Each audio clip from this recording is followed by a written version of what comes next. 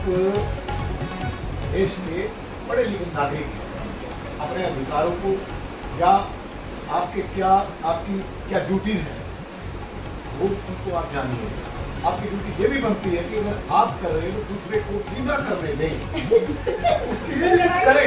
सुनो अभी बोला इन्होंने क्या बोला, किसी घर में ये जाने छोटे से बस बोल रही है, घर में जाने की सुनिए मेरी बात तो पूरी होने दो, मेरी बात तो पूरी होने दो। आपका कर्तव्य ये पड़ता है कि आपको पता है कि सरकार ने प्लास्टिक को बिल्कुल बैन कर दिया पूरी दुनिया के लिए। क्यों आप बराबर वाले दुकान वाले को बेचने दे रही है? क्यों आप सब्जी वाले को बेचने दे रही है? मैंने तो बहुत मना किया है। मेरा जो सब्जी वाला है उसको मैंने कपड़े के थैले दिए थे 1000 बनवा के कि भाई तू सबको सब्जी इसमें दे, ठीक है। अब जब उसके 1000 खत्म हो गए तो अब हम जैसे पढ़े लिखे ब्रजेश मालवीय जैसे लोग वो कहते हैं ना मैं तो पन्नी में लूंगा, अदरक अलग पन्नी में दे, लहसुन अलग पन्नी में दे, हरी मिर्ची अलग पन्नी में दे, तू पन्नी नहीं दे सकता, मैं तेरे सब्जी नहीं लेता। अब वो गरीब उसके ग्राहक पर हो जाते, वो कहता है आप पन्नी में। तो ये तो सरकार को ही पन्नी बनानी बंद करनी पड़ेगी, फैक्ट्री ही बंद होनी चाहिए। अभी भी जो बड़े बड़े नहीं, अब जो पन्नी है वो माइक्रोन्स की अच्छे और पन्नी तो नहीं अच्छी लगती है। इवन अच्छी बनी है याद है वहाँ पे मैं थोड़ा सा अपनी बात रखूंगा। हम बदलेंगे जग बदलेगा, यस बस सिंपल सी बात। हम बदलेंगे जग बदलेगा, हम सुधरेंगे जग सुधरेगा। मैं 2008 में शिमला गया, 2008 में मुझे शिमला जाने का मौका मिला। तो मेरे पे कार थी, तो हमने कहा शिमला कार में चलेंगे।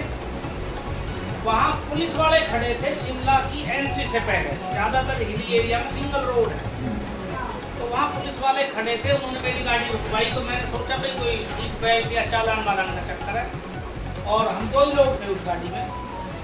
उन्होंने कहा भाई 2 आदमी और बिठाओ और जब लेकर जाना। वाह, उन्होंने जबरदस्ती 2 पैसेंजर बिठाए कि वहाँ गाड़ियों की भीड़ ना लगे। दूसरा, मैंने 2007 से लेकर 2000 तकरीबन 10 या 10.5 तक हिमाचल में नौकरी करी है, केंद्रीय विद्यालय में रहा। वहाँ साहब 5000 रुपए का चालान था, पन्नी में हाथ में देखते ही।